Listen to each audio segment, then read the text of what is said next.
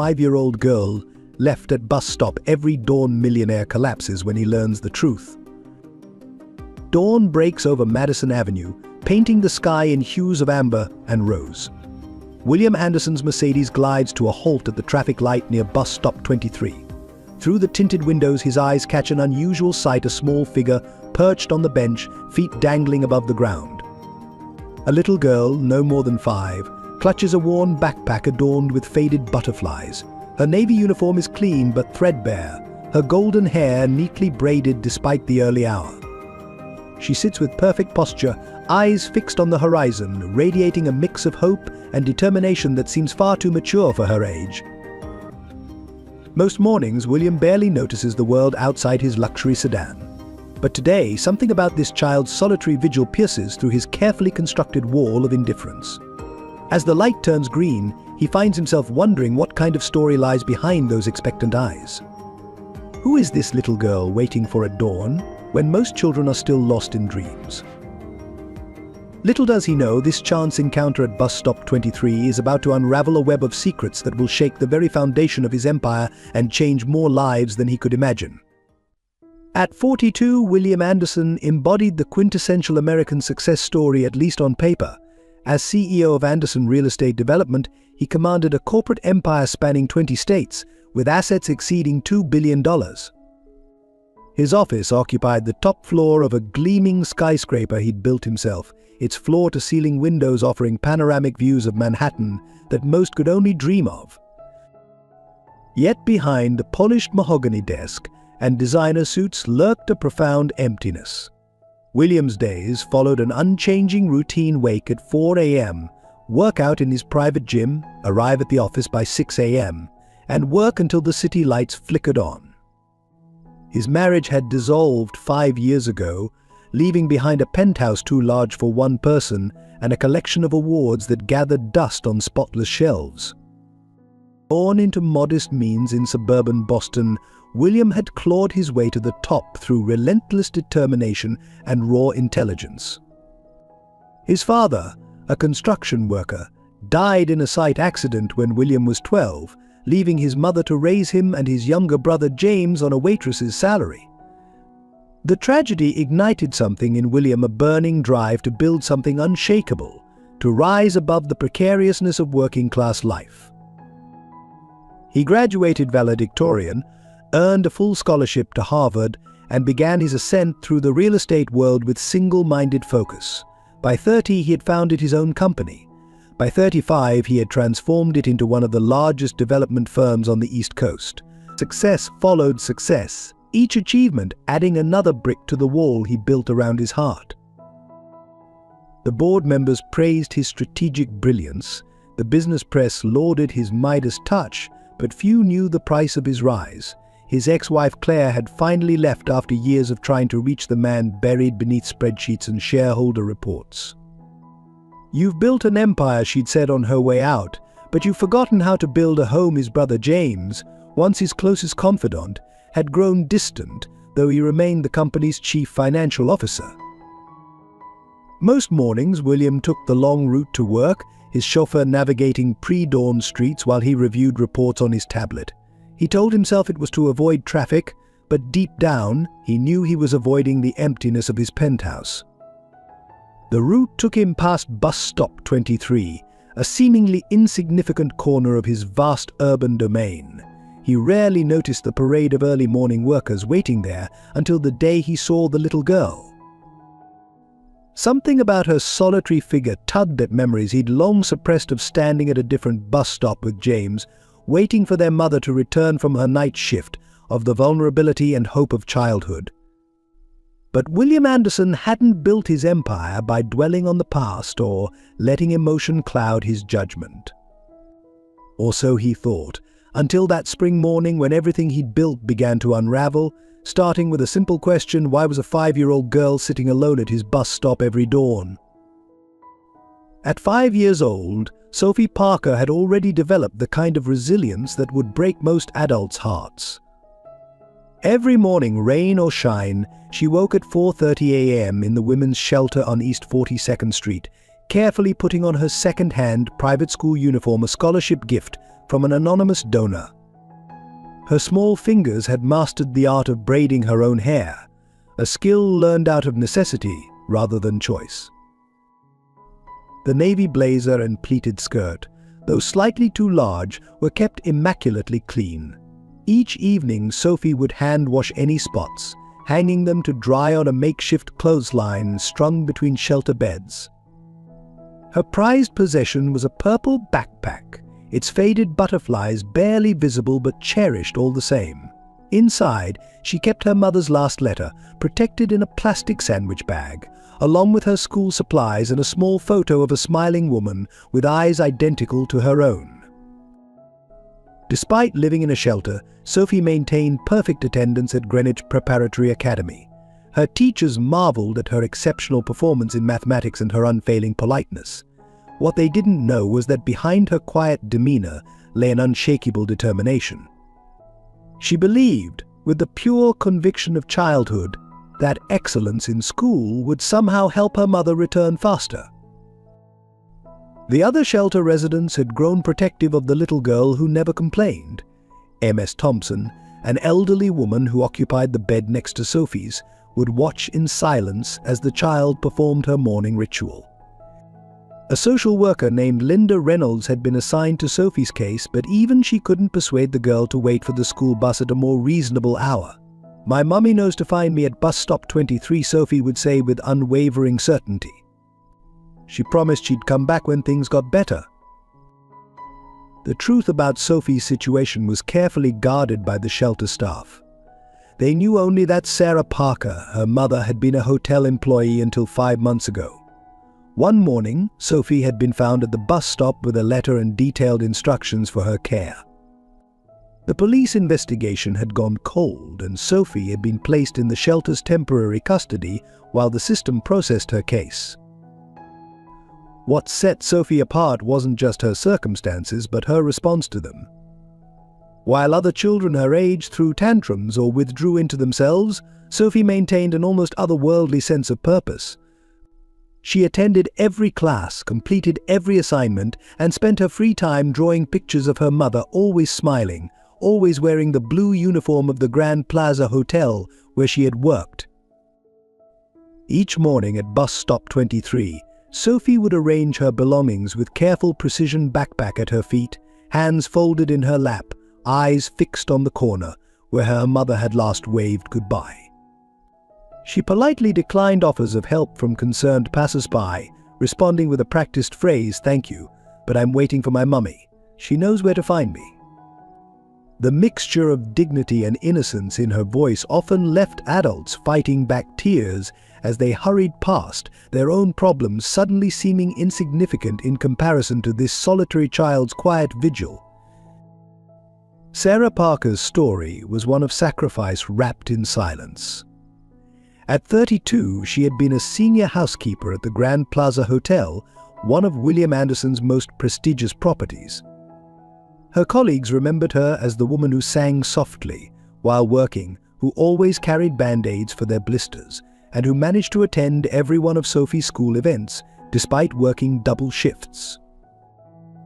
What they didn't know was that Sarah had uncovered disturbing irregularities in the hotel's operations. Working late one night, she had witnessed a heated argument between James Anderson and unknown men in suits, followed by the exchange of unmarked envelopes. The hotel's accounting logs, which she had access to while cleaning the management offices, showed discrepancies that pointed to something far more sinister than simple mismanagement. Sarah's integrity had been both her strength and her downfall. Rather than looking the other way, she had meticulously documented everything, storing evidence in a safety deposit box. She had planned to report her findings through proper channels, believing in the system's fairness. But before she could act, anonymous threats began appearing first in her locker, then under her apartment door. The messages made it clear her silence was expected, or Sophie would pay the price. The breaking point came on a rainy Tuesday evening. Sarah had stayed late to cover a co-worker's shift, leaving Sophie with their elderly neighbor. Walking through the hotel's underground parking garage, she heard screams echoing off the concrete walls. Without hesitation, she had run toward the sound, finding William Anderson collapsed beside his car, clutching his chest. Her quick action and basic CPR knowledge had kept him alive until paramedics arrived, though in the chaos, he never saw her face clearly. That same night, Sarah received the most chilling threat yet. A photograph of Sophie sleeping in her bed, accompanied by a simple message, "Choose wisely." Within hours, Sarah had executed her desperate plan. She withdrew Sophie from school, packed essential documents, and wrote the hardest letter of her life. Before dawn, she left her daughter at bus stop 23, the place where they had shared countless morning hugs before school, with detailed instructions and her last savings. The investigating officers had labeled it abandonment, but they never found the evidence Sarah had gathered, nor understood the impossible choice she had faced. She had disappeared into the vast network of women's shelters across the country, taking waitressing jobs under assumed names, moving whenever she felt she might be recognized. Each penny earned was split between survival and a growing fund for Sophie's future. Sarah's only contact with her old life was through Linda Reynolds, the social worker she had chosen carefully. Monthly letters arrived from different cities, each containing money orders for Sophie's care and the same promise: "When it's safe, when I have enough proof, I'll come back for you." Linda kept these letters sealed in her office, sharing only the essential messages with Sophie, protecting the child from the weight of her mother's burden. What Sarah couldn't have known was that her act of saving William Anderson's life had set in motion a chain of events that would eventually bring everything to light. The truth she had discovered, the sacrifice she had made, and the wisdom of her choice in leaving Sophie at bus stop 23 all would converge in ways she could never have imagined, leading either to justice or to tragedy, depending on the choices of those involved in the unfolding drama. William's routine shattered the morning he finally stopped his car at bus stop 23. Something about Sophie's solitude that day, perhaps the way she shivered slightly in the early spring chill, broke through his carefully constructed indifference. He instructed his driver to pull over, a decision that would alter countless lives. "Good morning," he said, approaching with measured steps. Sophie looked up, her posture straightening even further. "Are you waiting for someone?" The question seemed inadequate the moment it left his lips. "Yes, sir," she replied with startling clarity. "I'm waiting for my mummy. She works at your hotel." The mention of his hotel caught William off guard. Sophie continued, her voice carrying the rehearsed quality of a message repeated countless times. She said, "This is where we'll meet when things get better." That evening, instead of his usual market reports, William found himself reviewing security footage from bus stop 23. The recording showed the same pattern: Sophie arriving precisely at 5 a.m., sitting perfectly still until 7:30 a.m. when a shelter volunteer would escort her to school. His security team's preliminary report landed on his desk by midnight. Sophie Parker, age 5, resident of East Side Women's Shelter, former student at Greenwich Preparatory Academy under a mysterious scholarship. The following days saw William deploying resources with the same intensity he usually reserved for multi-million-dollar acquisitions. His private investigators tracked down Sophie's school records, revealing stellar performance despite her circumstances. Teachers' reports painted a picture of remarkable resilience. "Sophie completes every assignment with exceptional care," wrote her mathematics teacher. "She approaches each task as if her future depends on it." The shelter proved more challenging to investigate. Linda Reynolds, Sophie's social worker, refused to disclose details even when faced with William's considerable influence. "Mr. Anderson," she had said firmly during their meeting, "your interest in Sophie's case is noted, but I'm bound by confidentiality. These children need protection more than they need charity." It was during his third morning observing Sophie that William noticed something odd. As she arranged her backpack, a paper fluttered to the ground, a hotel receipt with handwritten notes on the back. The date caught his eye: December 15th, the night he had his heart attack in the parking garage. The coincidence nagged at him, leading him to dig deeper into the hotel's personnel records from that period. What he found disturbed him: dozens of employee resignations around that time, unusual financial transactions, and a pattern of internal complaints that had mysteriously disappeared. At the center of it all was a gapper missing employee file for a senior housekeeper named Sarah Parker. William's investigation took an unexpected turn when he received an anonymous email containing security footage from the night of his heart attack. The grainy video showed a woman in a hotel uniform performing CPR, her face partially obscured but her movements decisive. In the background, barely visible, stood his brother James, watching the scene unfold with an expression William had never seen before. That discovery led him to his brother's office early one morning, but instead of answers, he found James frantically shredding documents. Their eyes met across the desk, decades of trust crumbling in seconds. "Will," James said, his voice strained, "some things are better left alone, for everyone's sake." But William couldn't let it go. Sophie's daily vigil had awakened something in him, a recognition of the same determination he'd once had, waiting for his own mother at a different bus stop. He began connecting the dots: the missing employee files, the financial irregularities, the timing of Sarah Parker's disappearance, and his brother's increasingly erratic behavior. The investigation had started as simple curiosity about a lonely child. It was evolving into something far more complex: a web of corporate corruption, personal betrayal, and a mother's desperate choice. For the first time in years, William felt truly alive, driven by something more meaningful than profit margins. But he had no way of knowing that his pursuit of the truth would soon force him to choose between his empire and his conscience, between family loyalty and justice for a little girl who refused to give up hope.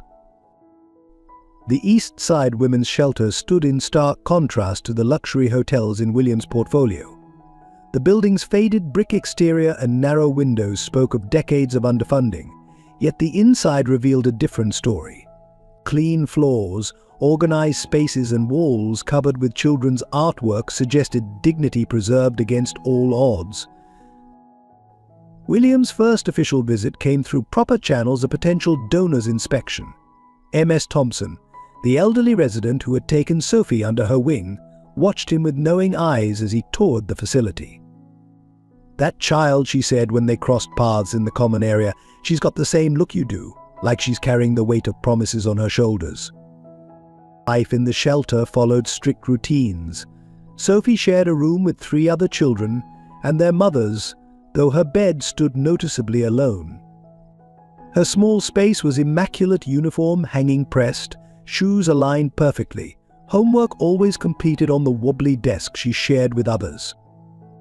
The shelter staff spoke of her in hushed, concerned tones: her adamant refusal to join the other children in play, her silent dedication to schoolwork, her unwavering belief that her mother would return. Through careful observation and quiet conversations, William pieced together Sophie's daily life. She woke before anyone else, washing her face in cold water to avoid using the limited hot water supply. Breakfast was always the same: a peanut butter sandwich saved from the previous night's dinner ration, eaten methodically while reviewing her school notes. The other children had nicknamed her the Little Professor for her serious demeanor and perfect grades. Linda Reynolds finally relented somewhat in her protective stance, sharing carefully selected details. "Sophie hasn't cried once," she revealed during one of their meetings. Not when she arrived, not during thunderstorms, not even when she scraped her knee badly last week. She just looks at that bus stop like it's her lighthouse in a storm.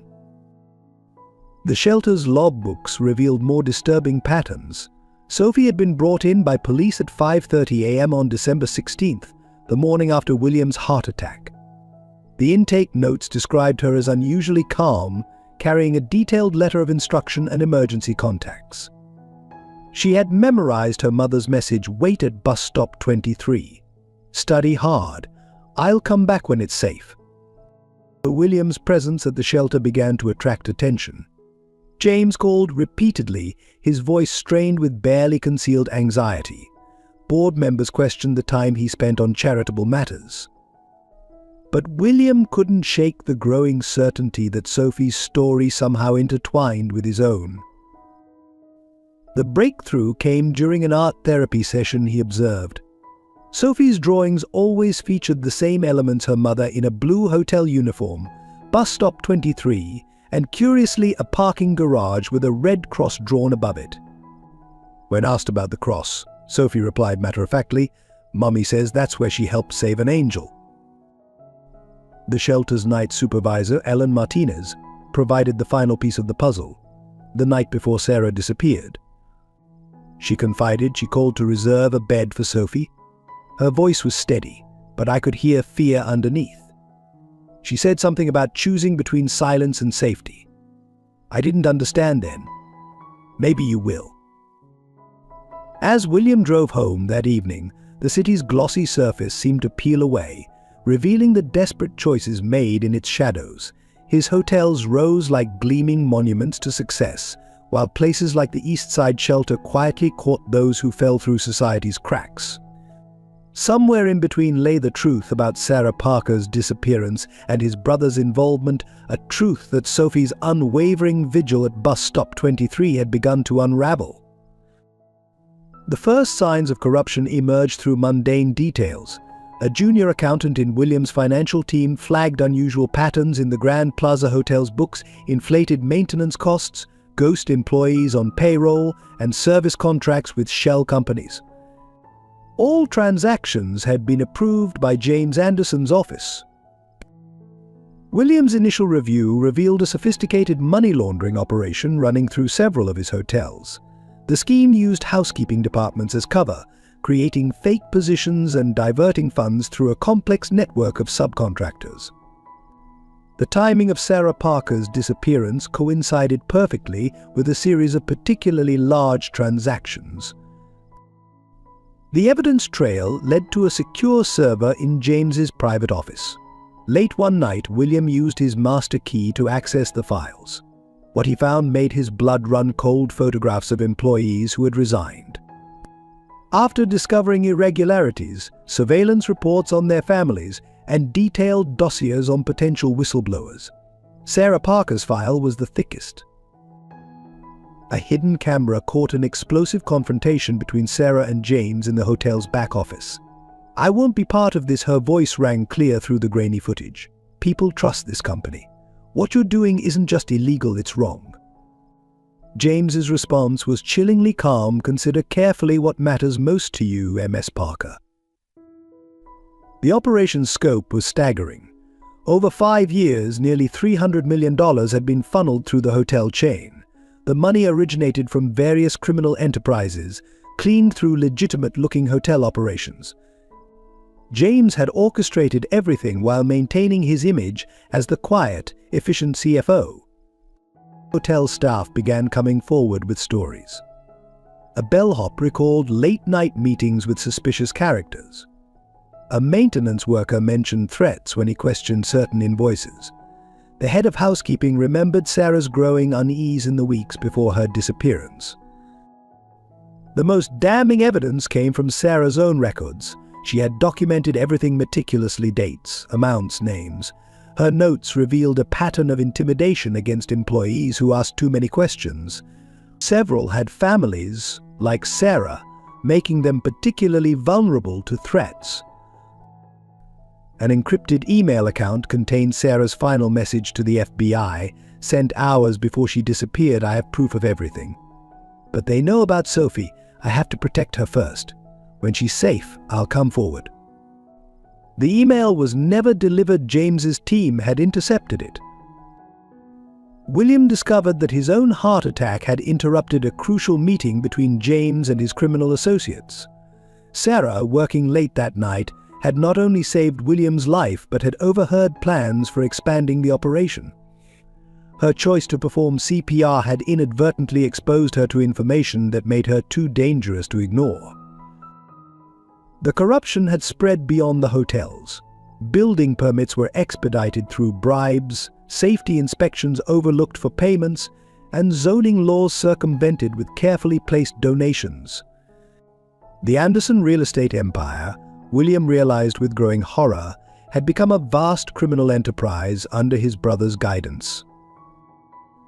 Each revelation forced William to confront his own complicity. His obsession with expansion had created blind spots that James exploited. His trust in his brother had left vulnerable employees like Sarah Parker with nowhere to turn. The image of Sophie at bus stop 23, faithfully waiting for justice she couldn't name, became a daily reminder of his failure. The evidence was overwhelming, but acting on it would mean destroying his family's legacy. James wasn't just his brother, he was the last connection to their hard-scrabble childhood, to the dreams they'd built together. Yet Sophie's daily vigil demanded action. In her patient waiting, William recognized a courage that shamed his own hesitation. The time had come to choose between preserving his empire and restoring the justice that Sarah Parker had sacrificed everything to pursue. If this story moved you and you'd like to support our mission of sharing inspiring real-life stories, please take a moment to like this video. Your engagement helps us reach more hearts. The connection crystallized in William's mind during a sleepless night reviewing security footage. He watched himself collapse in the parking garage, saw Sarah Parker emerge from the shadows, her quick hands performing CPR with practiced efficiency. The timestamp matched perfectly December 15th, 11:47 p.m. Less than 6 hours later, she had left Sophie at bus stop 23. William recalled fragments from that night, a woman's voice staying calm, hands pressing steadily against his chest, someone whispering, "Stay with us," until paramedics arrived. He remembered trying to thank his savior, but the pain had overwhelmed him. By the time he regained consciousness in the hospital, she had vanished. Sarah's personnel file painted a remarkable picture. Perfect attendance for 5 years, multiple commendations for guest service, 3 promotions in rapid succession. Her supervisor's notes praised her attention to detail and integrity. But beneath the exemplary record lay a pattern. Sarah had worked primarily in the executive floors, where James conducted his late-night meetings. The revelation hit William with stunning force during a board meeting. As James presented the quarterly financials, William noticed his brother absently rubbing his left shoulder, the same nervous tic he'd had as a child when lying to their mother. The pieces suddenly aligned: Sarah's documentation of the money laundering, her presence in the garage that night, the threats that followed, and her desperate choice to protect Sophie. William excused himself and drove to the shelter, finding Sophie in her usual spot at the study table. "Your mother," he said gently. "She worked at the Grand Plaza Hotel." Sophie nodded without looking up from her homework. "She saved someone there," she replied matter-of-factly. "An angel in a dark place. That's why she had to go away to protect the truth." Linda Reynolds confirmed the timeline. Sarah had called her at midnight, voice shaking but determined. "I've witnessed something," she had said. "If anything happens, there's evidence in a safety deposit box. But Sophie comes first, she always comes first." The social worker had prepared the shelter placement immediately, recognizing the fear behind Sarah's careful words. William's investigation took on new urgency. He hired private investigators to trace Sarah's movements after leaving Sophie. They found a trail of brief shelter stays across state lines, temporary jobs in diners and motels, careful steps to stay ahead of James's network. Each move was calculated to protect both Sophie and the evidence she had gathered. The safety deposit box proved elusive. Sarah had rented it under an alias, using documents William recognized as coming from his own hotel's Lost and Found. Inside, investigators found meticulous records, photographed documents, recorded conversations, dates and times of suspicious meetings. Most crucially, they discovered a letter addressed to William himself. "Mr. Anderson, it began, if you're reading this, then saving your life that night has led you to the truth. Your brother's operations extend beyond money laundering. He's compromised the entire corporate structure. I couldn't stay silent. But Sophie's safety had to come first. She waits at bus stop 23 because I promised to return there. Now you know why I couldn't keep that promise immediately. The evidence is yours to use. Please remember I did everything for my daughter." The letter ended with a series of coded numbers, GPS coordinates, dates and account numbers that would prove instrumental in unraveling James's network. But it was the final line that haunted William. Sometimes the hardest choice is the only right one. You understand that now, don't you? The evidence of corporate malfeasance emerged like a metastasizing cancer. Financial records revealed systematic corruption that had infected every level of the Anderson empire. Through Sarah Parker's carefully preserved documents, William uncovered wire transfers to offshore accounts, falsified environmental impact studies, and bribes paid to city officials. The Grand Plaza Hotel served as the operation's epicenter. Housekeeping payrolls concealed payments to criminal organizations. Renovation contracts masked money laundering operations. Even the hotel's charitable foundation, William discovered with growing disgust, had been used to funnel dirty money through fake community programs. Security footage from the executive floors told a damning story. James held late-night meetings with known criminal figures, their conversations hidden behind closed doors, but their intentions clear from the documentation Sarah had gathered. She had used her position as senior housekeeper to access rooms after these meetings, photographing discarded documents and recording conversations through the ventilation system. The most shocking discovery came from the hotel's internal communication system. Emails between James and the head of security detailed surveillance operations on problematic employees. Sarah's name appeared repeatedly in these exchanges, her movements tracked, her phone tapped. The final email, dated the night of William's heart attack, contained a simple directive: handle the Parker situation permanently. William found proof of similar intimidation tactics used against other employees. A maintenance worker who questioned suspicious deliveries had his children followed to school. A front desk manager who noticed irregular guest records received photos of his wife's daily routine. Each threat was meticulously documented in James's private files, catalogued like trophies. The scale of corruption extended beyond simple financial crimes. Building inspections had been falsified, leading to dangerous structural compromises in several Anderson properties. Environmental regulations were bypassed through elaborate schemes involving shell companies and falsified test results. Lives had been put at risk for the sake of profit. Sarah's evidence pointed to a broader conspiracy. Other hotel chains were implicated, suggesting an industry-wide network of corruption. Senior political figures appeared in transaction records, their influence bought through complex financial arrangements. The entire system operated with clockwork precision, its gears greased with threats and bribes. The facade began cracking when William quietly contacted trusted board members. Initial skepticism turned to horror as he presented Sarah's evidence. The board's attorney, reviewing the documents, grew pale. "This isn't just criminal," she warned. "It's a RICO case. The entire company could be forfeit." James's personal files revealed an obsession with maintaining control. Psychological profiles of key employees, surveillance reports, contingency plans for various scenarios, all meticulously organized. Sarah's file stood out, marked priority target after she saved William's life. Her actions that night had unwittingly placed her at the center of James's paranoid attention.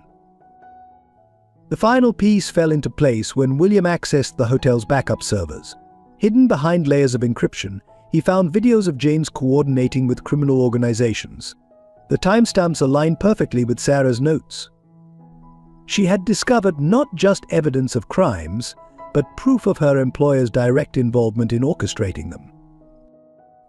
William realized that the corruption hadn't just threatened his company, it had created a moral cancer eating away at everything he'd built. Each revelation forced him to confront his own role in enabling this system, his willful blindness to his brother's activities. The evidence Sarah had risked everything to gather now demanded action, but the consequences would reshape not just his business empire, but the entire industry. The truth about James Anderson emerged through a series of damning revelations. William's investigation uncovered his brother's transformation from trusted CFO to criminal mastermind, a journey that began shortly after their mother's death 5 years ago. The timing aligned perfectly with Sarah Parker's hiring at the Grand Plaza Hotel. James had identified Sarah early as a potential threat. Her attention to detail and unwavering integrity made her dangerous. Security footage showed him watching her from his office window, studying her interactions with staff, noting her close relationship with Sophie.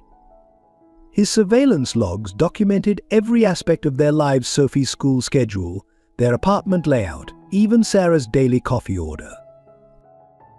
The night of William's heart attack had forced James's hand.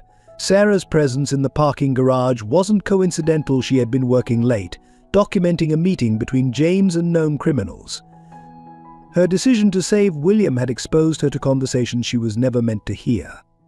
James's phone records showed frantic calls immediately afterward, culminating in the threats that drove Sarah into hiding. Bank records revealed James's personal stake in the corruption. Offshore accounts held millions in laundered money. Property deeds showed holdings under various aliases. A network of shell companies linked back to childhood friends from their old neighborhood trusted lieutenants in his criminal enterprise. William discovered his brother's true nature during a late-night confrontation in their mother's old house. "You were always the golden boy," James spat, mask finally dropping. "Building your empire while I did the dirty work. Someone had to make the hard choices." His confession poured out resentment over William's success, anger at living in his shadow, the intoxicating power of controlling others through fear. The evidence implicated James in darker crimes. Encrypted emails detailed plans to permanently silence whistleblowers. Sarah wasn't the first employee forced to flee; others had disappeared completely. Each incident was documented in James's private files with clinical precision, including contingency plans for various scenarios. The depth of betrayal struck hardest when William found their mother's medical records in James's safe. Her death, supposedly from natural causes, coincided with insurance policy changes and suspicious bank transfers. James had used their shared grief as cover to begin his criminal operation, knowing William's emotional withdrawal would blind him to the truth. Sophie's presence at bus stop 23 had unknowingly threatened James's entire operation. Her daily vigil attracted attention, risked exposing Sarah's connection to the company. Surveillance photos showed James watching her from his car, weighing options, ultimately held back only by the potential scrutiny her disappearance would bring. The final piece fell into place through Sarah's hidden recordings. James's voice, cold and calculated, laying out ultimatums, her silence in exchange for Sophie's safety. The recordings captured his evolution from corporate executive to criminal kingpin, revealing a man consumed by power and ego. William sat alone in his office, evidence spread across his desk, facing an impossible choice. Exposing James meant destroying their family legacy, but silence meant betraying everything their parents had taught them about right and wrong. In Sophie's unwavering faith and Sarah's courageous stand, he found the answer. His brother had lost sight of true legacy isn't built on power or money, but on the choices we make when everything we love is at stake. The weight of discovery became unbearable for William Anderson. Each morning, watching Sophie at bus stop 23 transformed from curiosity to crushing guilt. He had built an empire on a foundation of willful blindness, and a 5-year-old child's unwavering faith had cracked it wide open. In his penthouse office, William grappled with impossible choices. The evidence against James was irrefutable. Moving against his brother meant destroying their family name, wiping out thousands of jobs, and potentially facing criminal charges himself for failing to prevent the corruption. Doing nothing meant betraying Sarah Parker's sacrifice and condemning Sophie to endless waiting. The corporate machine continued grinding forward. Board meetings filled his calendar. Investment opportunities crossed his desk, but William found himself unable to focus, his thoughts constantly returning to Sarah's letter. Sometimes the hardest choice is the only right one. He began avoiding James, making excuses to skip their weekly dinners, unable to face the stranger his brother had become. Sleep became elusive.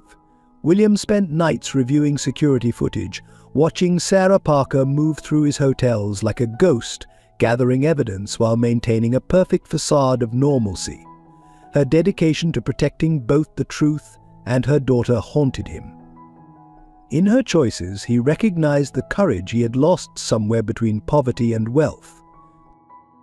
His ex-wife Claire's words echoed with new meaning. "You've built an empire but forgotten how to build a home." The emptiness of his penthouse mocked him. His wealth, once a shield against vulnerability, now felt like chains binding him to corruption. Each morning, he arrived earlier at the office, parking near bus stop 23, watching Sophie maintain her vigil with a determination that shamed him. The pressure mounted as James grew suspicious. Casual questions carried veiled threats. Loyal employees were suddenly transferred or resigned. The board began questioning William's distraction, his sudden interest in hotel operations, his unscheduled visits to properties. The machine was closing ranks, protecting itself. William found himself spending more time at the shelter, ostensibly reviewing potential charitable initiatives. He watched Sophie study, her small fingers tracing letters with fierce concentration. Other children invited her to play. She politely declined, returning to her books with single-minded focus. "Like mother, like daughter, MS," Thompson observed, both of them carrying burdens too heavy for their shoulders. The turning point came during a late-night drive through the city. William visited every Anderson property, seeing them through new eyes. Behind each gleaming facade lurked Sarah's evidence: falsified safety reports, laundered money, lives threatened. At the Grand Plaza Hotel, he sat in the parking garage where she had saved his life, understanding finally that she had saved more than his heart that night. She had given him a chance to redeem his soul. In his office the next morning, William opened his father's old toolbox, kept as a reminder of his roots. Inside lay his father's worn work gloves, a tangible link to the man who had died believing in honest work and clean hands. The choice crystallized: he could preserve his empire and lose his humanity, or risk everything to become the man his father had raised him to be. Sophie's daily vigil had become a mirror, reflecting the cost of moral compromise. In her stubborn hope, William recognized the faith he had once had in justice and fair play. Sarah's evidence offered a chance to restore that faith, but the price would be everything he had spent his life building.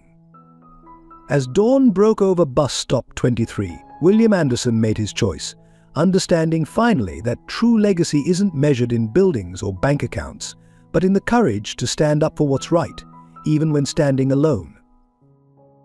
The board's reaction to William's investigation was swift and hostile. During an emergency meeting, directors who had praised his leadership for years now questioned his judgment.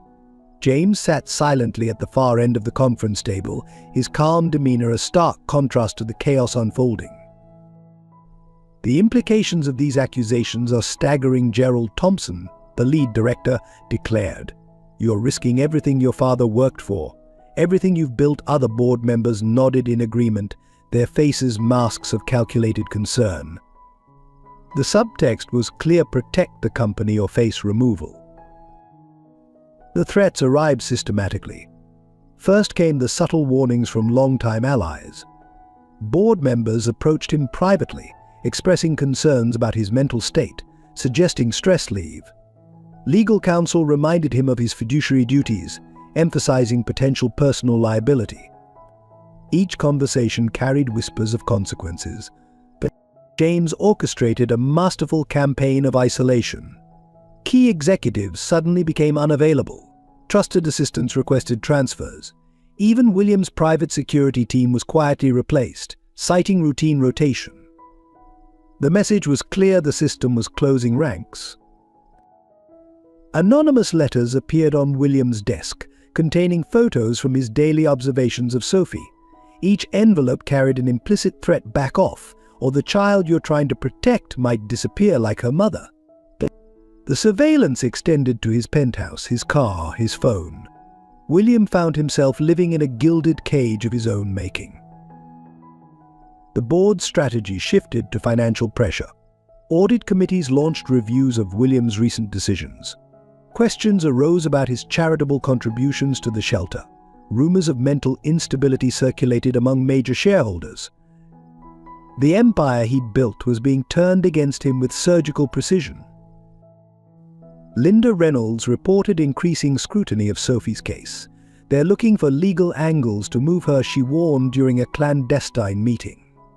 Claiming the shelter isn't suitable, suggesting more appropriate placement options. The system that had protected Sophie was being weaponized to control her. William's most loyal executives faced similar pressure. Those who stood by him found their careers suddenly in jeopardy. Performance reviews turned negative. Promotion opportunities vanished. The message spread through the corporate ranks: loyalty to William Anderson had become a liability. The pressure peaked during a shareholders' meeting. James presented a motion to temporarily relieve William of his duties, citing health concerns. The evidence William had gathered was dismissed as paranoid delusions.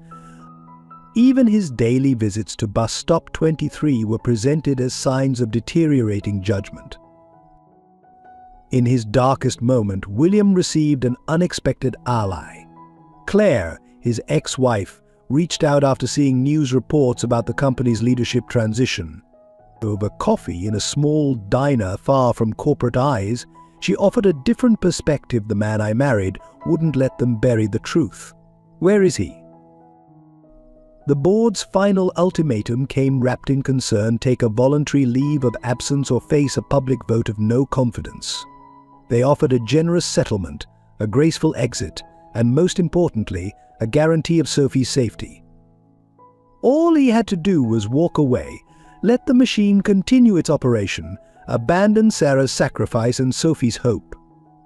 Standing at his office window, watching Sophie maintain her daily vigil below, William understood the true cost of his empire.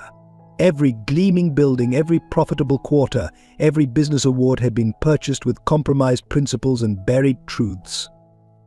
The board hadn't changed. He had finally opened his eyes to what they had always been. Despite her perfect grades, Sophie's life at Greenwich Preparatory Academy became increasingly complicated.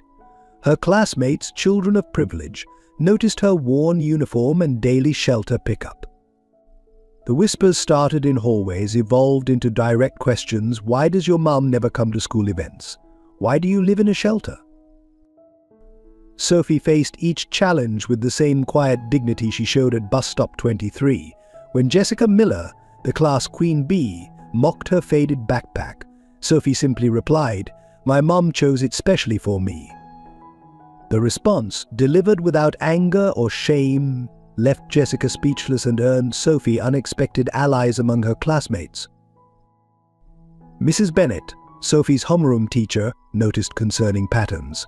Despite excelling academically, Sophie avoided group activities and refused to participate in parent-teacher conferences. During the annual Family Day presentation, she stood before the class and calmly described her mother as temporarily away on an important mission. The other children's snickers died when they saw the absolute conviction in her eyes. The school administration, pressured by wealthy parents, began questioning Sophie's scholarship. Anonymous complaints suggested her presence disrupted the school's community standards. The principal, Dr. Harrison, found himself caught between his concern for an exceptional student and mounting pressure from influential families. William's investigation revealed James's hand in the situation. Board members' children attended Greenwich Prep. Their sudden interest in Sophie's scholarship wasn't coincidental. The school's financial records showed recent generous donations from shell companies linked to James's network. Sophie's academic performance never wavered. Her essays won school competitions, her math scores remained perfect, her attendance record unbroken. Each achievement seemed a message to her absent mother: look, I'm keeping my promise, I'm doing everything right. The determination behind her success broke the hearts of teachers who understood its source. The turning point came during a parent-teacher meeting William attended as Sophie's temporary guardian, Mrs. Bennett, shared a recent writing assignment, My Hero. While other children wrote about superheroes or sports stars, Sophie had written about a hotel housekeeper who saved lives by keeping everything clean and telling the truth. The essay now sat in James's surveillance file, tagged as potential evidence. Linda Reynolds fought constantly to maintain Sophie's placement at Greenwich Prep. Each administrative challenge was met with documentation of Sophie's exemplary performance. But even Linda couldn't shield Sophie from the social isolation. During lunch, she sat alone, methodically eating while reviewing flashcards, her mother's photograph propped against her water bottle.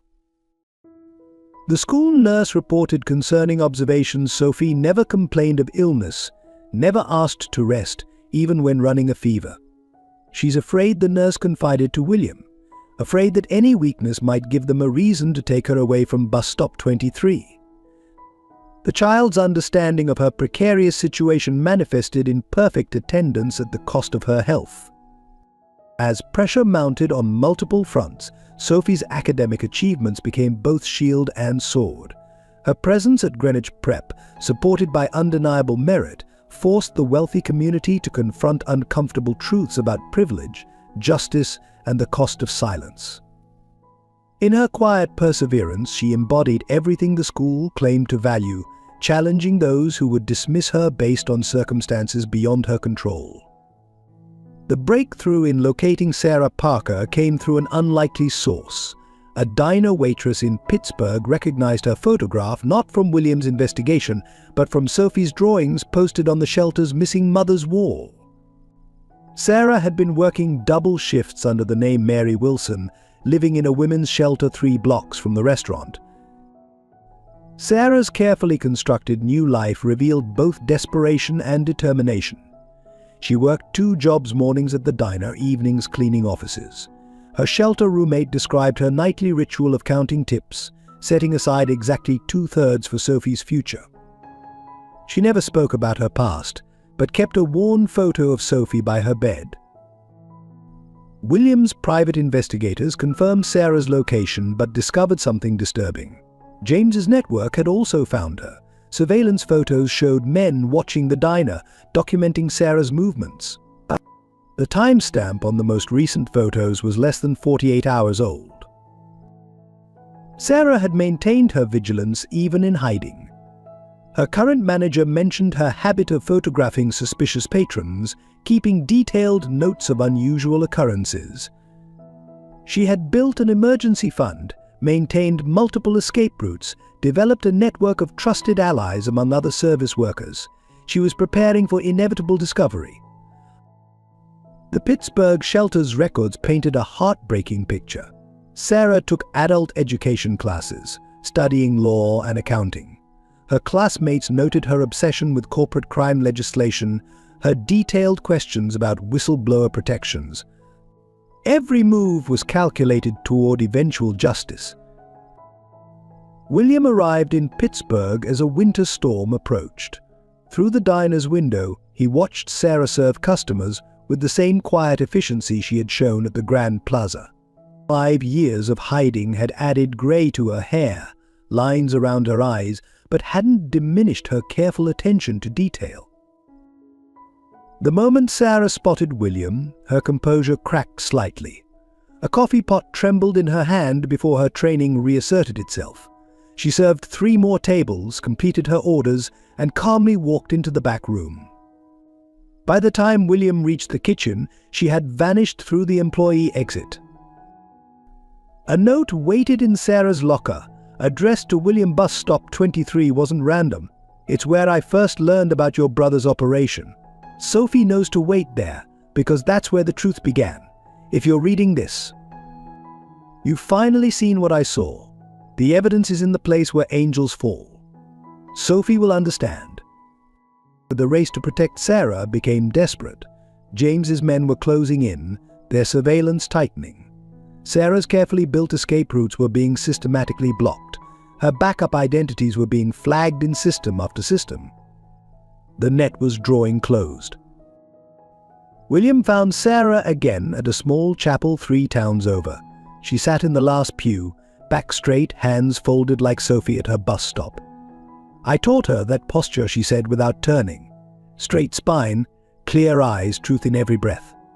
She's kept her promise, hasn't she? The conversation that followed would change everything, but first they had to survive the storm gathering outside. James Anderson's web of manipulation unraveled spectacularly during a globally broadcast press conference.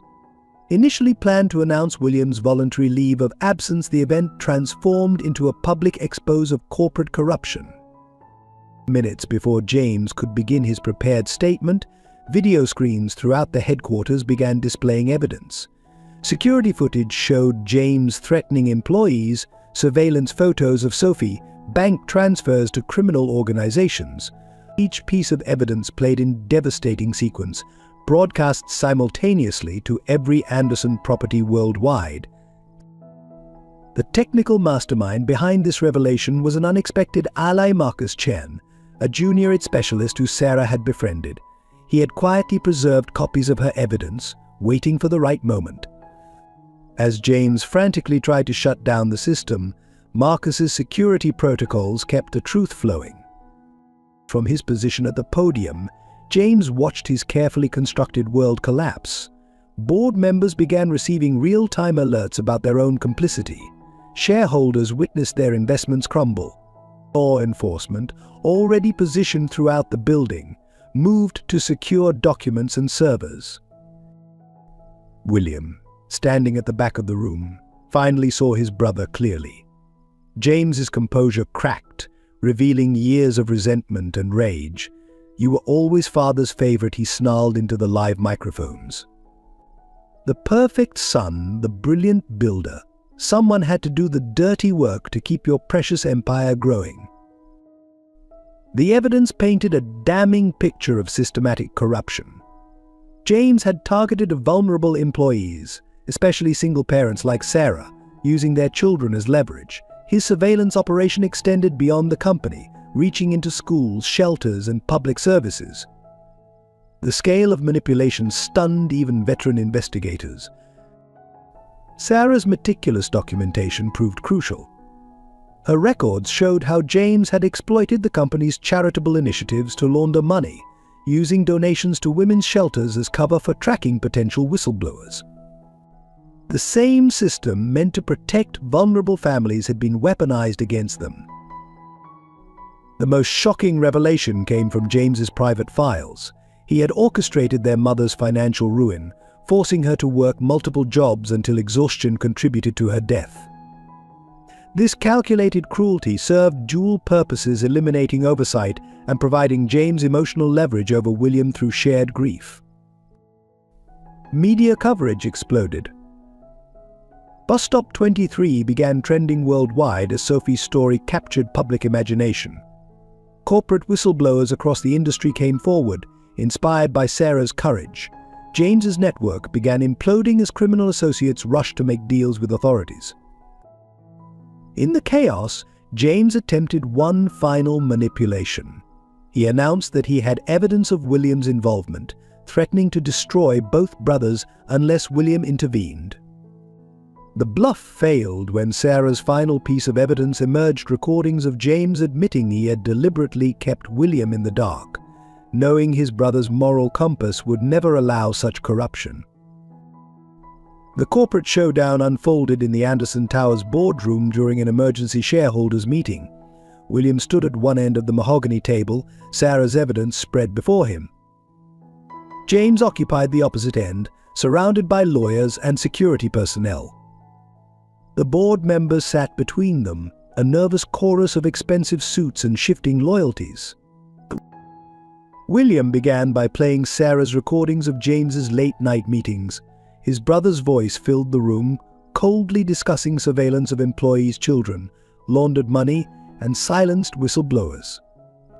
James maintained his composure until William revealed their mother's medical records, proving James had denied her access to treatment while funneling her insurance money into his schemes. The confrontation escalated when federal agents entered, led by an investigator who had been building a case against James for years. Sarah's evidence provided the final pieces they needed. As agents moved to secure documents, James triggered his contingency plan, a complete system shutdown designed to destroy electronic evidence. But Sarah had anticipated this. Her friend Marcus had quietly backed up everything to secure servers, As James's delete protocols activated, screens around the room began displaying his criminal network in real time. Bank transfers, surveillance photos, threatened families. The truth cascaded through the building's digital infrastructure. James launched into a bitter tirade, his careful facade crumbling. He accused William of privileged blindness, of building an empire on his brother's buried crimes. "You needed me," he shouted. "Every permit, every contract, every deal, I made them happen while you played the noble builder." The board's reaction split along predictable lines. Those implicated in James's scheme scrambled for distance. Others, seeing the inevitable, began offering evidence in exchange for leniency. The corporate machine was eating itself, decades of corruption surfacing in a cascade of betrayal. Sarah's appearance via video link silenced the chaos. From a secure location, she methodically outlined 5 years of evidence gathering.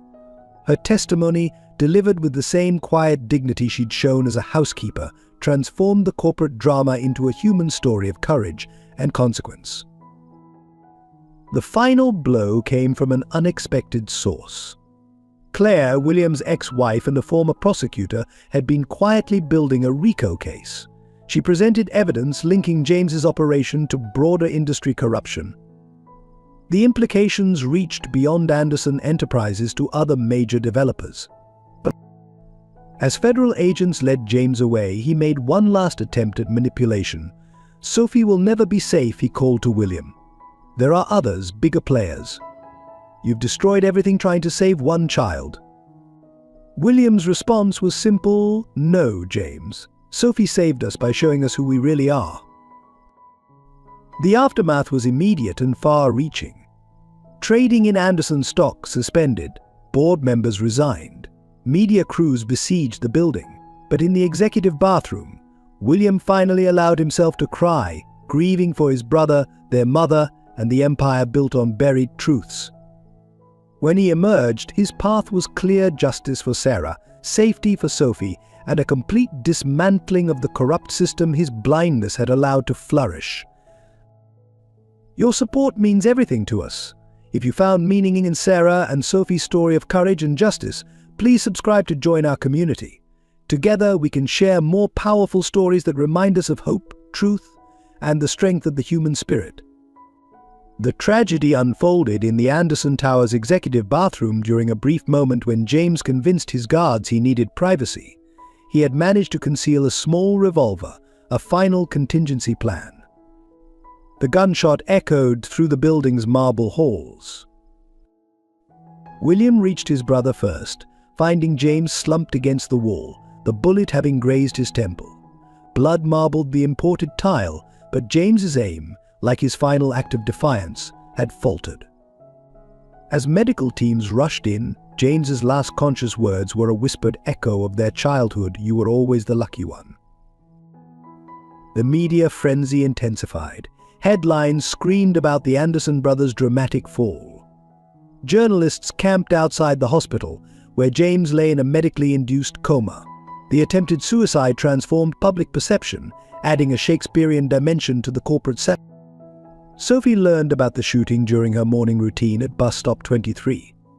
A passerby's radio carried the news, and the child's response haunted witnesses.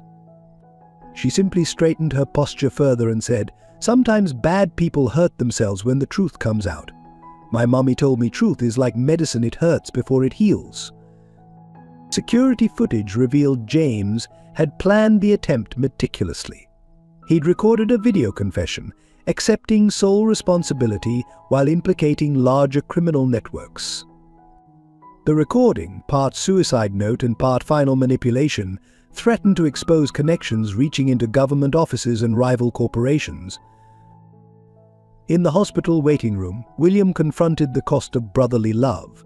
Photos of their childhood lined his phone, two boys sharing dreams on a fire escape, promising to build something their father would be proud of. Somewhere along the way, those dreams had corrupted, ambition poisoning the bond between brothers.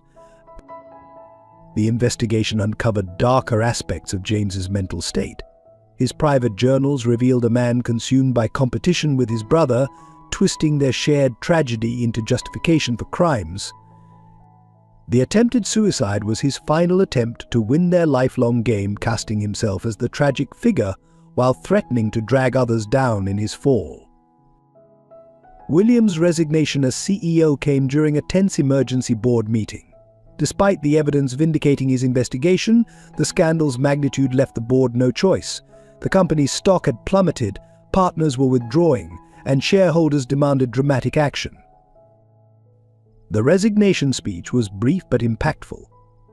William acknowledged his failure to detect the corruption, accepted responsibility for his blindness, and announced the creation of a victims' compensation fund using his personal fortune. As he removed his company ID, decades of power stripped away in seconds. The transition proved chaotic.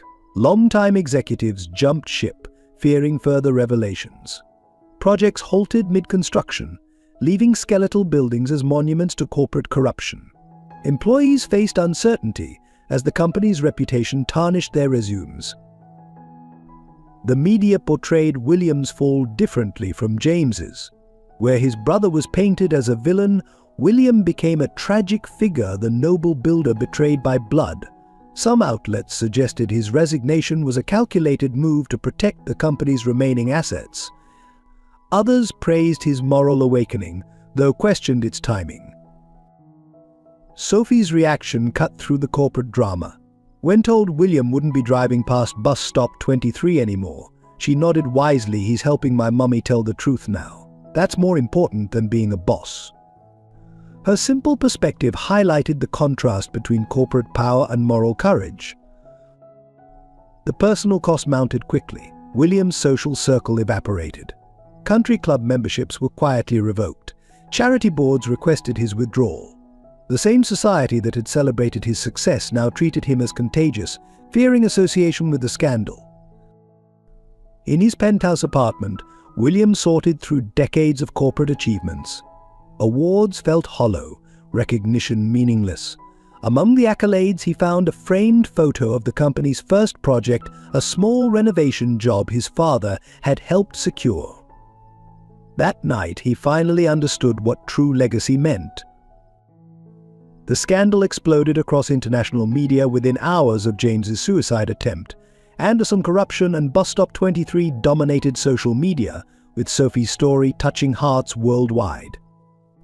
News helicopters circled Anderson Tower, while protesters gathered below, their signs demanding justice for whistleblowers.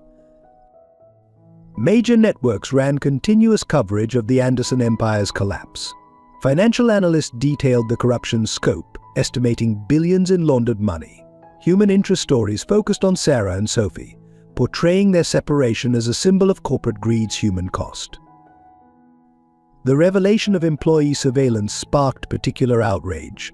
Documents showed hundreds of families had been monitored, their children's routines tracked as leverage. Former employees came forward with stories of threats and intimidation. Each testimony reinforced Sarah's evidence, building a devastating picture of systematic abuse.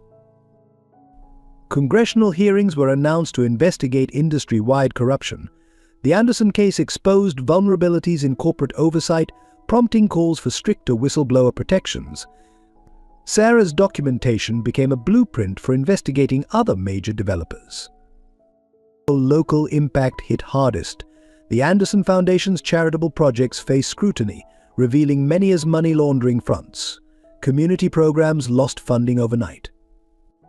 The women's shelter housing Sophie saw donations plummet due to its Anderson connection, though anonymous gifts mysteriously covered the shortfall. Sophie's school struggled with the attention.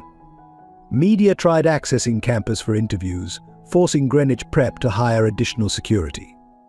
Students shared stories online about the girl from Bus Stop 23. Some supportive, others cruelly highlighting class divisions that had always simmered beneath the school's prestigious surface. Internal documents leaked steadily, each revelation spreading shockwaves. James's surveillance network implicated politicians, judges, and business leaders. The scandal metastasized beyond the Andersons, threatening pillars of the establishment who had benefited from their corruption. The truth about Sarah Parker's innocence emerged through a meticulous reconstruction of her final weeks at Grand Plaza Hotel. Security footage, restored from corrupted files, showed her working late on December 15th, documenting financial discrepancies in the hotel's main office. The cameras caught her witnessing an argument between James and known criminals, followed by her life-changing decision to save William's life. Sarah's innocence was further proven through recovered email chains. She had attempted to report the corruption through proper channels, sending detailed concerns to the company's ethics hotline.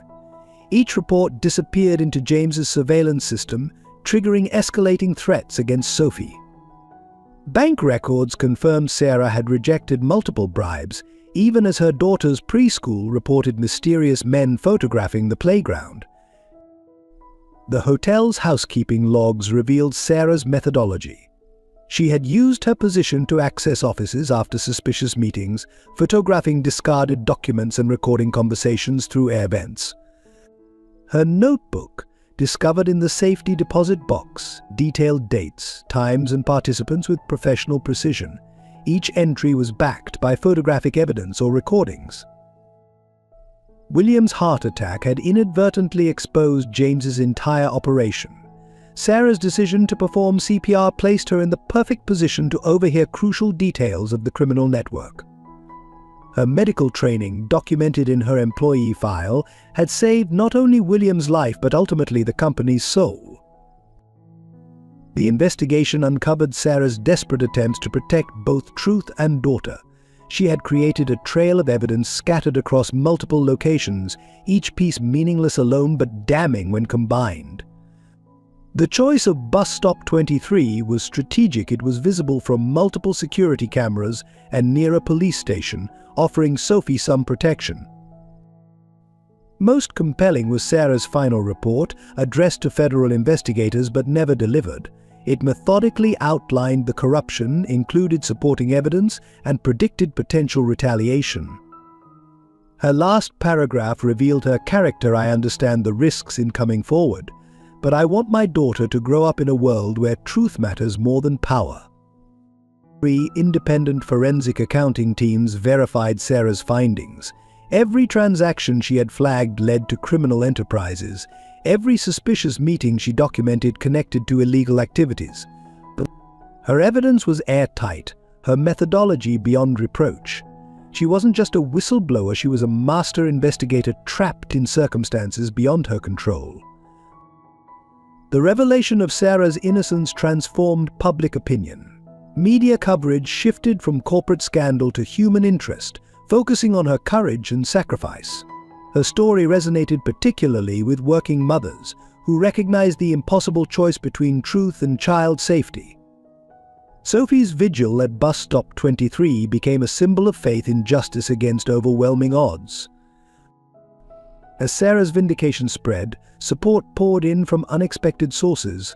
Former colleagues shared stories of her integrity and kindness. Hotel guests wrote about her professionalism and attention to detail. Even some board members, initially hostile, admitted their misjudgment of her character. The housekeeper who had saved lives through both action and truth became an unlikely hero for corporate reform.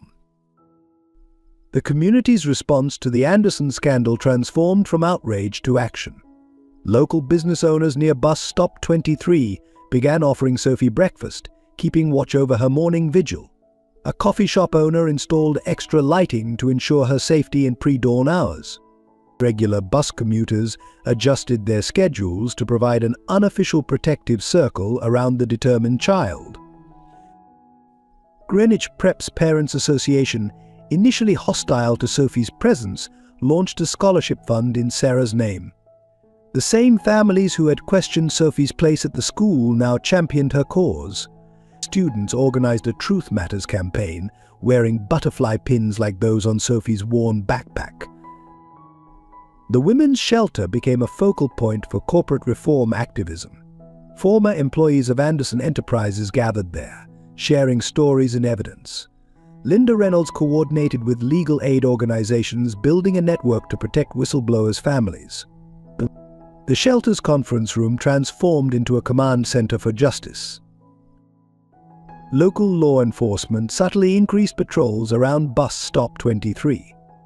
Officers would casually park nearby during Sophie's wait, their presence deterring James's remaining surveillance network. The bus stop became a symbol of resistance against corporate intimidation, with community members maintaining an informal neighborhood watch. But religious organizations joined the support network.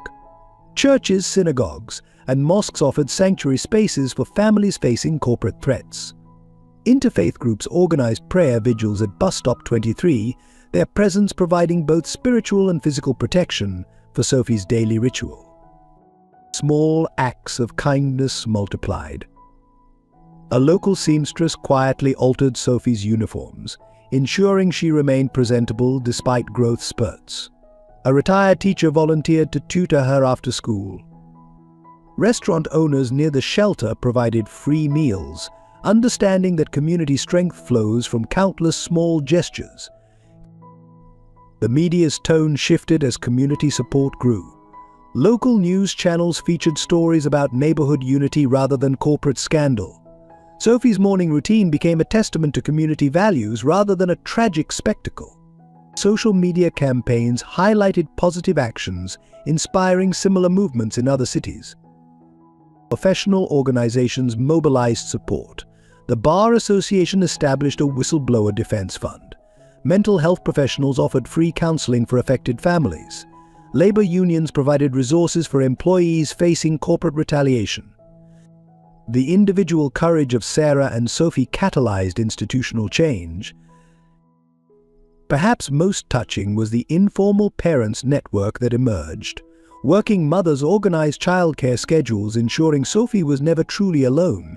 They shared school pickup duties, attended parent-teacher conferences, and maintained a presence at school events.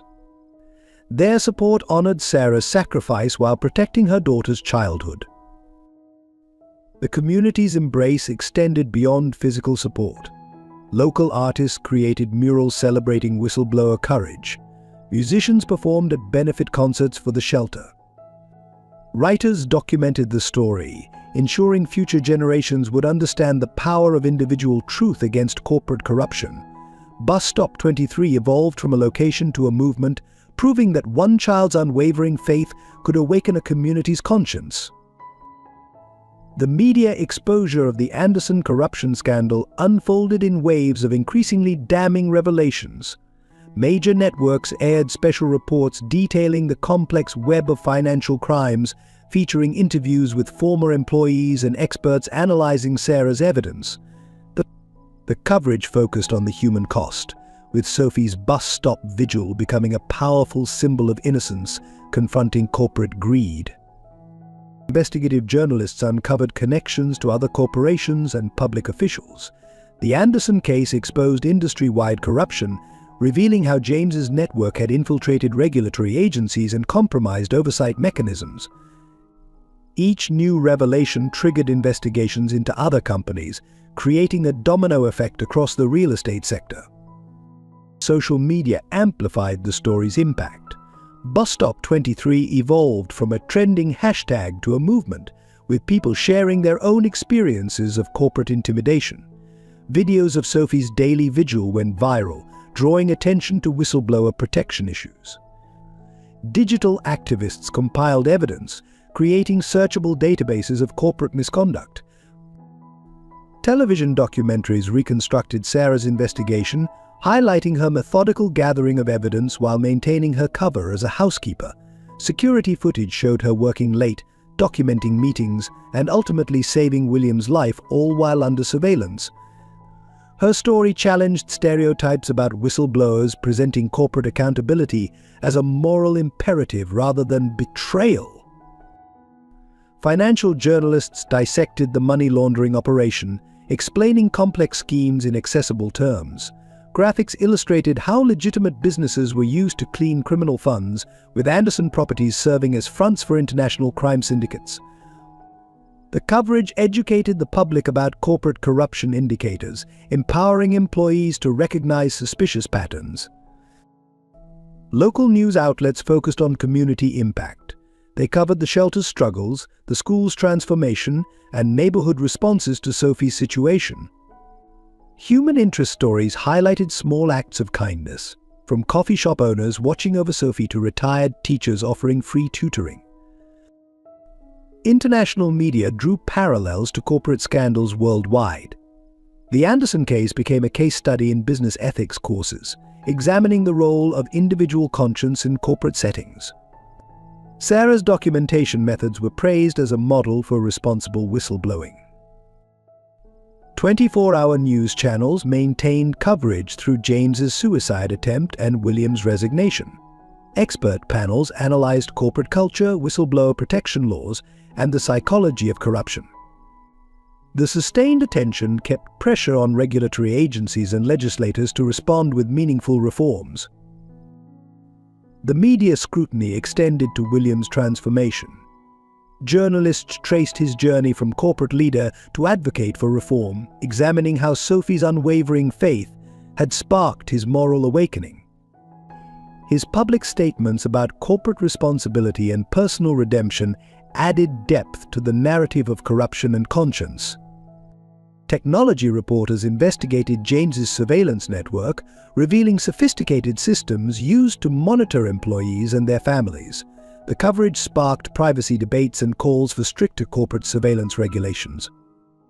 Sophie's butterfly backpack, captured endlessly in photographs, became a symbol of innocence under hostile observation. The reunion between Sarah and Sophie took place at bus stop 23 at dawn, exactly as promised. Sarah emerged from a black SUV provided by the Witness Protection Program, her steps hesitant after 5 years of separation. Sophie maintained her usual perfect posture on the bench until she heard her mother's footsteps. Then, with the same quiet dignity she'd shown throughout her vigil, she turned. Their embrace happened in silence. No Hollywood dramatics, no running or screaming, just a mother and daughter holding each other as the sun rose over Manhattan. Sophie's only words, whispered into her mother's shoulder, were, "I knew you'd come back when it was safe." Sarah's tears fell into her daughter's carefully braided hair, each drop carrying years of separation and sacrifice. William watched from a discreet distance, accompanied by federal agents ensuring the reunion's security. James's criminal network had been dismantled, but caution remained necessary. The Witness Protection Team had orchestrated every detail, from the timing to the secure perimeter established by plainclothes officers. The shelter staff had prepared Sophie without revealing the reunion's timing. That morning, they noticed she wore the blue dress Sarah had left for her, preserved perfectly for 5 years. Her butterfly backpack contained every letter her mother had sent through Linda Reynolds, each one protected in plastic sleeves. Sarah's first act was to fix Sophie's collar, a mother's instinctive gesture that bridged the years of separation. She examined her daughter's face, noting new freckles, longer lashes, subtle changes that photos couldn't capture. Sophie responded by showing her mother the academic medals hidden beneath her jacket, proof she'd kept her promise to study hard.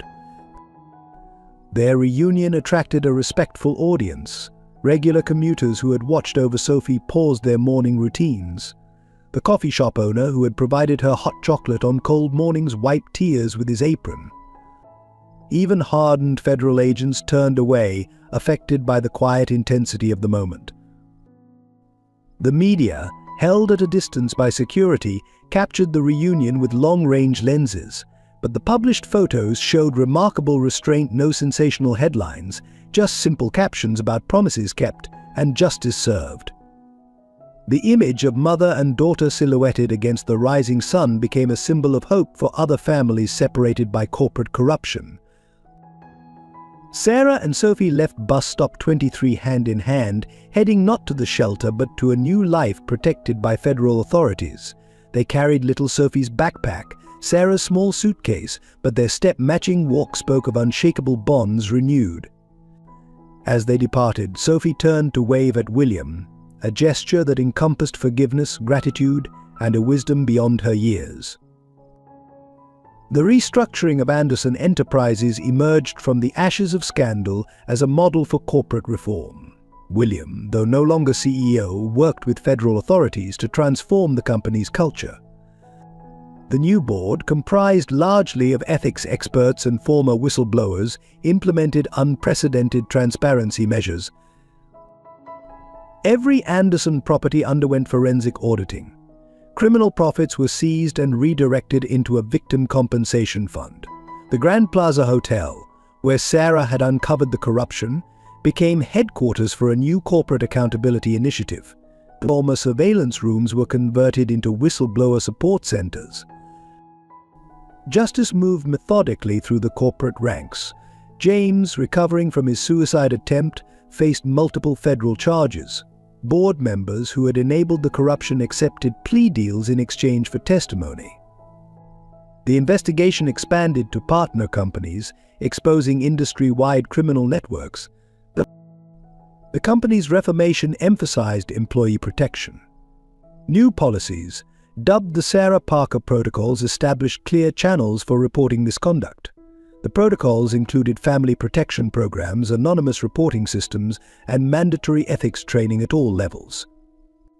Most significantly, employee surveillance systems were dismantled and replaced with transparent oversight mechanisms. Legal consequences reached beyond the Anderson organization. Politicians who had facilitated corrupt deals faced prosecution. Regulatory agencies underwent restructuring to prevent future failures. The case sparked legislative reform, strengthening whistleblower protections and corporate accountability measures. Greenwich Preparatory Academy established the Parker Scholarship, providing education for children of whistleblowers.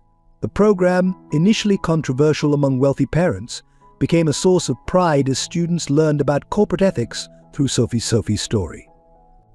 The school's curriculum now includes modules on moral courage and social responsibility. The women's shelter received substantial support from recovered funds. New facilities opened across the city, each incorporating dedicated spaces for families affected by corporate retaliation. Linda Reynolds headed a new foundation providing legal and psychological support to whistleblowers' children. William's personal transformation paralleled the corporate changes.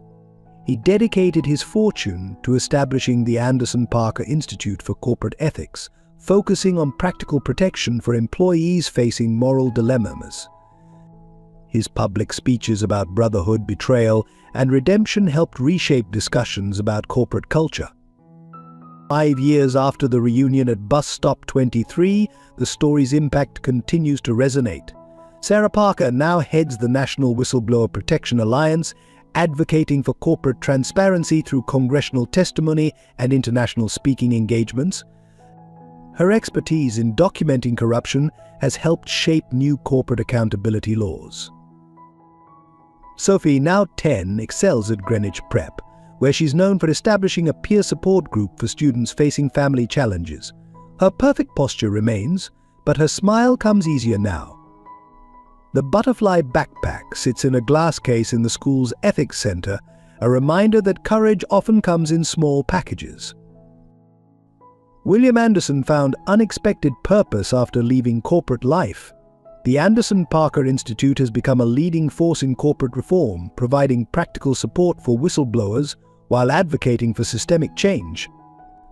His relationship with Sophie continues. He attends her school events, a proud uncle figure in her reconstructed family. James Anderson, after serving 3 years, entered a rehabilitation program focusing on corporate offenders. His recovery includes regular speaking engagements at business schools, where he analyzes how power and competition poisoned family bonds. The brothers maintain cautious contact, rebuilding trust through shared commitment to reform. Bus Stop 23 transformed into a memorial park dedicated to corporate whistleblowers. A bronze statue depicts a small girl with perfect posture, a butterfly backpack beside her. The plaque reads simply, "For those who wait in faith for justice." Local children leave drawings and notes, creating an evolving testament to moral courage. The Anderson corporate scandal sparked lasting change across industries. Parker protocols become standard language in corporate policies. Ethics courses study the case, examining how one mother's courage and one child's faith exposed systemic corruption. Insurance companies now require similar protection measures in their corporate policies. Sarah and Sophie live quietly under modified witness protection, their location known only to a trusted few. Their morning ritual continues, sitting together at breakfast, sharing stories about their day ahead. Sophie still maintains perfect grades, but now she studies for herself rather than as a beacon for her mother's return. The shelter where Sophie waited 5 years thrives as a center for family advocacy. Linda Reynolds trains social workers nationwide in supporting children of whistleblowers, the missing mothers. The wall where Sophie's drawings once hung now displays success stories of families reunited through corporate reform. If Sophie and Sarah's story touched your heart, please take a moment to support our team by subscribing and sharing this video with your friends and family. Your likes, comments, and emotional responses help us continue creating meaningful content that matters. We're considering producing a sequel that follows Sophie's journey into adolescence and Sarah's advocacy work. Would you be interested in seeing their story continue? Let us know in the comments below.